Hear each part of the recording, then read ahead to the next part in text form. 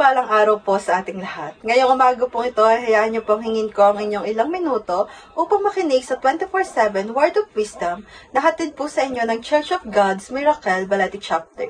So, napakaganda po ng pag-uusapan natin ngayong umaga na ito at ito po ay patungkol sa temptation.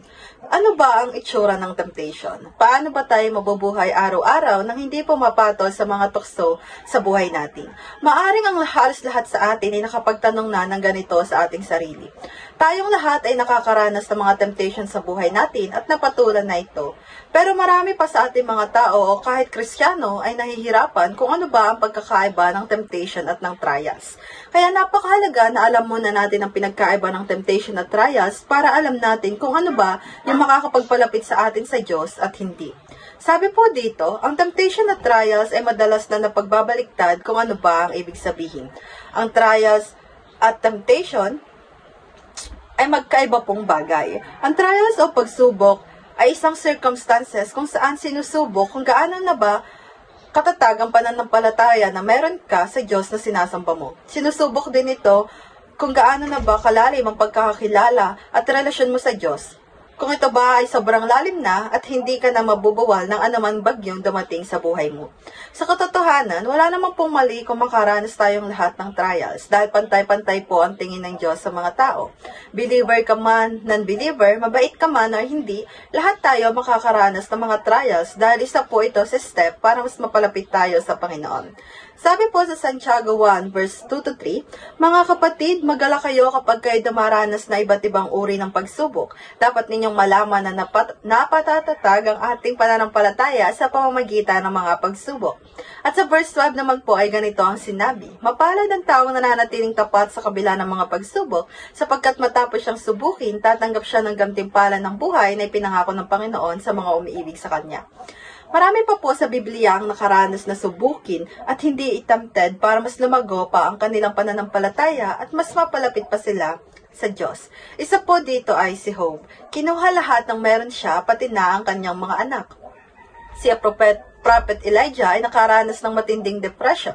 Si Apostle John ay napunta sa isang secluded island. Ang mga taong ito ay hindi nakaka-experience ng pagsubok dahil sa kaparusahan sa kasalanan.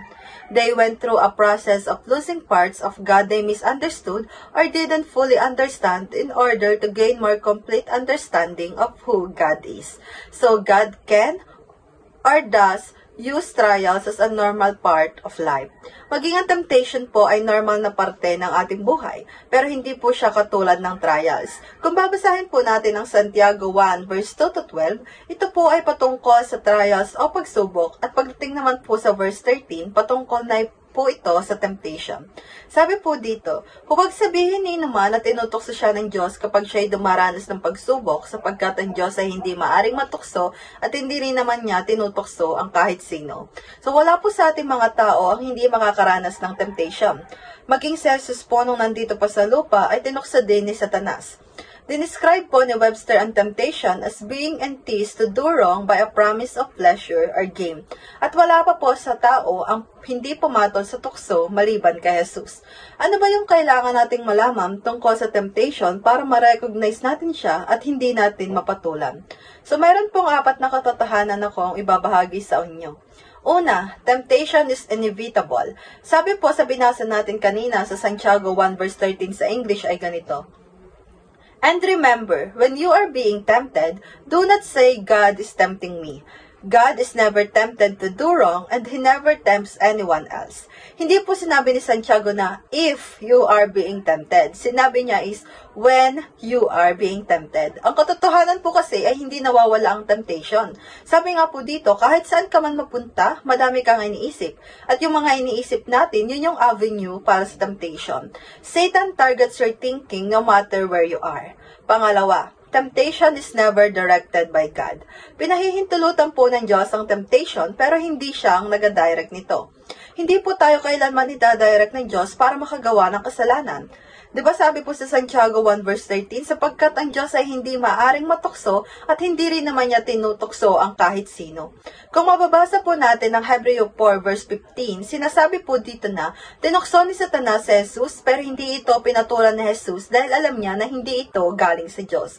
Sabi din po sa unang Juan 1 verse 5, ito ang aming narinig sa kanyang anak at ipinapahayag naman namin sa inyo. Ang Diyos ay ilaw at walang anumang kadiliman sa kanya. It means that God can't commune with evil intent. Pangatlo, temptation is an individual matter.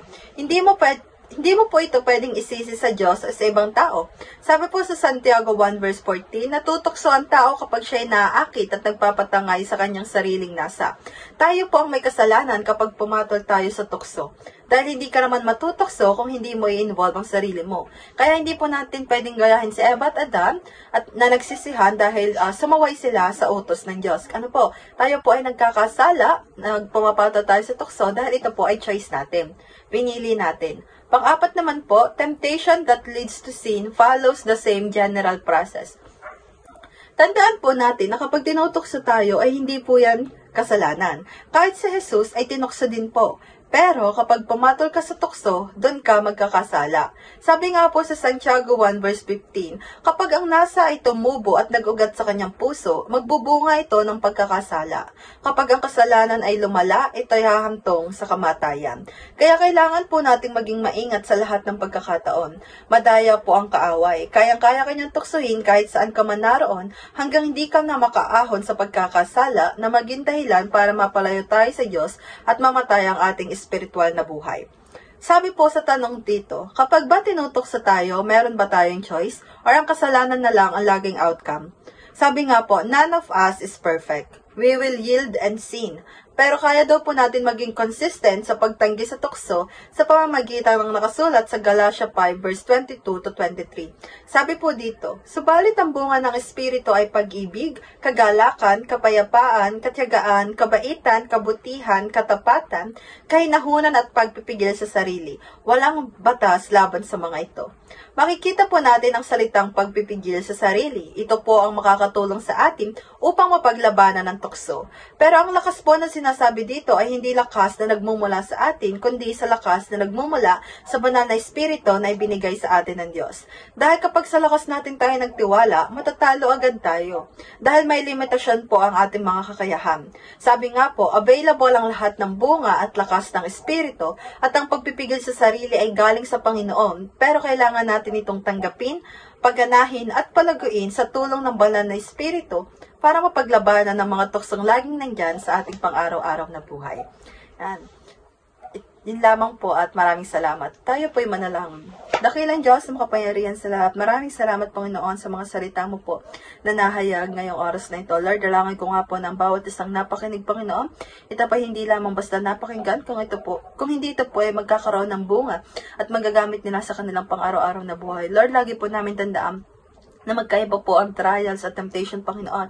At parehas lang po silang palaging nandyan. Pero Lord, lagi namin piliin, Panginoon, ang sumunod sa iyo, Panginoon, at iwasan namin ang anumang tukso na ibinibigay sa amin ng kaaway dahil ito po ay magdudulot lamang ng kamatayan ng aming banal na espiritu at pagkawala ng relasyon namin sa inyo. Kaya Lord, lagi niyo po kaming samahan, bigyan po ng spirit of awareness para maging aware kami sa mga nangyayari sa paligid namin, Panginoon, at hindi kami makapatol sa mga tukso, Panginoon. Marami po salamat, Panginoon. Dalangin ko nga po ang mga salitang ito ay naging pagpapala sa bawat isang nakakinig at maibahagi nila ito, Panginoon, upang mapagpala naman ang mga taong kanilang makakasalamuha, Panginoon.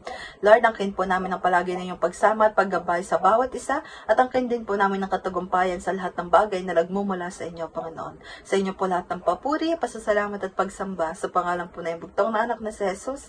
Amen and amen.